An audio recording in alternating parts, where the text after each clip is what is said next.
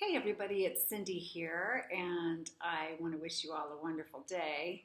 And I want to address something that I am hearing over and over and over from women in their midlife years. Lately, I've been getting the messages from several of you that you're feeling empty, that you're feeling lonely, that you're feeling worthless, and that you're feeling like you don't have any purpose, like you're not sure what your life even means anymore. And some of you are going through this in terms of your children graduating and leaving home. So part of it, I know, for some of you is mixed in with the emptiness, but that's not everything that I'm hearing. But in lots and lots of ways, what I hear over and over and over from women who are in their midlives especially is that there's a loneliness about their lives and an empty feeling, and like they don't really see their worth, and they're not sure what to do, like what their purpose is now in this stage of their lives or whatever. So I'm going to address all four of those things briefly this morning. Okay, and then I want you to message me. I want you to like this video if it meant something to you, or if you think it's worthwhile, and comment below if you have feedback for me or feedback for others going through this.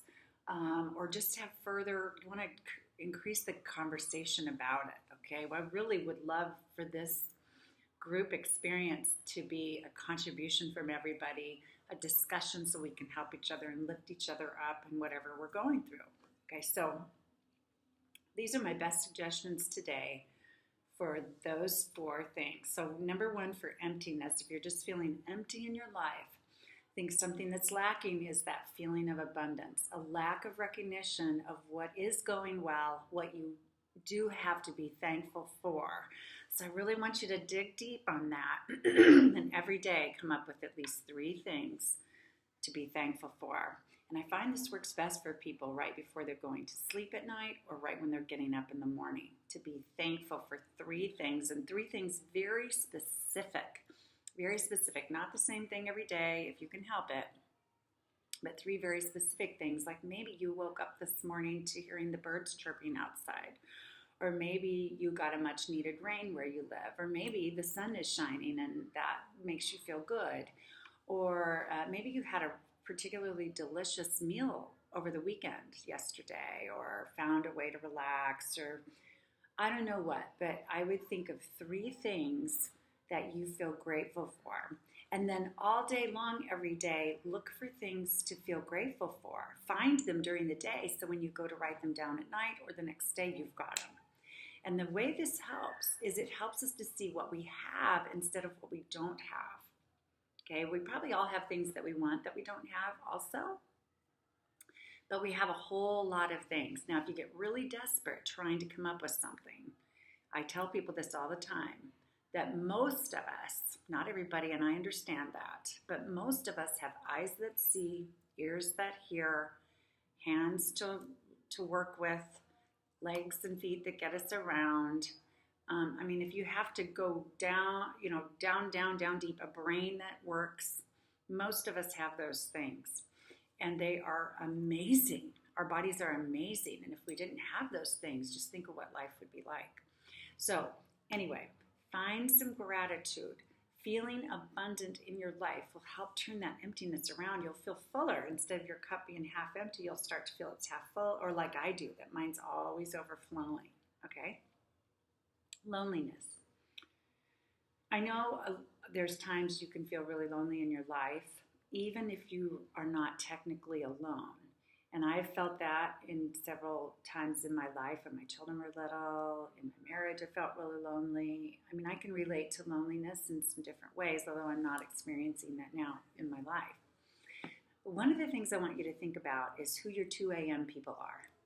Okay, if you're feeling really, really, really, really bad, really lonely, like you don't have anyone in your life that cares, think about who you would call if you were in crisis at 2 o'clock in the morning. And usually we can come up with 1 or 2 people. Some people can come up with 3 to 5. I'm fortunate. I could come up with a whole lot of people that I feel like I could reach out to them. I don't know if they'd answer their phones. Some of them have them off all night, which I understand too. But the point is think about who your 2 a.m. people are, and this is your tribe. This is your tribe, whether it's one person or 10. This is your tribe. This is your closest circle. These are people you really know that you can count on. And maybe you need to reach out to them. Maybe they don't know that you're lonely. Maybe they don't know you need them. And so feel free to take charge of that and let your tribe know what you need. Okay, so your 2 a.m. people. When I'm going through something difficult, I say, oh, I'm going to call in the tribe. I'm going to call in the tribe. And that means I'm going to reach out to those who are closest to me and tell them what I need. I'm going to reach for someone or someone's and tell them what's going on. And so don't be afraid. You are loved. You are loved. And if you think there's nobody in your life, if you have some sense of faith or a sense of God or some divine being that's greater than you, then lean into that, whatever that belief system is, because that source is also there for you all the time. There is a divine love that's out there that is there for us all the time. At least that's my personal belief system. If you're feeling worthlessness, that's very, very sad, because you are a contributor. You're here on earth and you're contributing in some way or another, and probably have in many, many ways throughout your life. So you've been on the planet maybe 40 or 50 years. So what I want you to do is list 25 life successes. 25 life successes. Now, this can be anything you've accomplished in any decade of your life. And you may even want to divide it up into decades and go, well, 0 through 10, what did I accomplish? I learned to read. I learned to play hopscotch. I learned how to do math. I learned how to be a brownie or a Girl Scout. I learned how to play basketball. I learned how to play an instrument. I don't know what you learned. How to climb a tree. And then age 10 to 20, maybe you learned how to drive. Maybe you graduated from high school. Maybe you won a dance competition. Who knows? And go through each decade of your life and come up with some successes, or just go general and think of 25 things that you feel really good about in your life. And I'll bet you'll come up with these easily if you really think about it. Maybe you've accomplished some major things professionally, or it doesn't even have to feel major to you, but a success, right? Like I graduated from college. I graduated from high school. I graduated from graduate school. I wrote a book. I got the job I wanted in, this time and that time and the other time. And I raised 2 kids, that, I learned, I've taught myself how to play the piano. It doesn't have to be, you don't have to have climbed Mount Kilimanjaro for it to be a success. So really give yourself some credit and write those successes down and keep going past 25 if you want to. And so you can start to celebrate and see, oh yeah, I've done a lot in my life, or I am capable of many, many things, and you can start to see that you're not worthless. Maybe your success is that you were a wonderful neighbor to somebody and you made a difference in their life, period. Boom. That's huge. That's huge. Okay, so write down your successes to start uplifting yourself and seeing your worth and see how you've been a contributor so far. Okay? And then number 4, not feeling any purpose at all. I hope this writing down your successes will help kind of instigate some more thought around this. But if you're not feeling you have any purpose, then turn to what you feel passionate about, what you really feel passionate about, like what excites you, what gets you going. Like for me, this group, and helping women be confident and help all people live their lives fully I'm so passionate about that. And I know this is my purpose, or one of my purposes. And so it really gets me going. I get excited. I show up with no makeup on and my exercise clothes on to do it, because I don't want to wait to, I just want to get to it kind of thing. So find out what really excites you. And if you're kind of lost with that, you're like, I don't know what excites me anymore. Think about what really brings you joy. What things really bring you joy? Like, what's fun for you? What is fun? What's pure joy for you? What's really, really, really, really fun?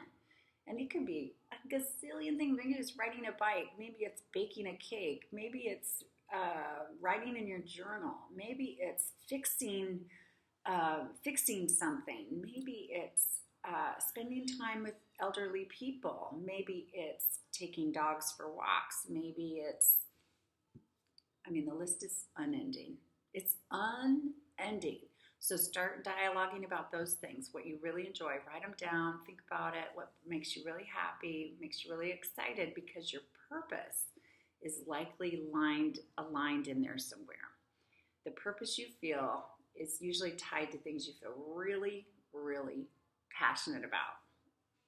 So anyway, if you're feeling kind of lost and lonely, and you're not sure of your worth, or what purpose you have, or you just feel a little empty inside, please try some of these strategies I've shared with you today and let me know how it's going, because you can turn this around.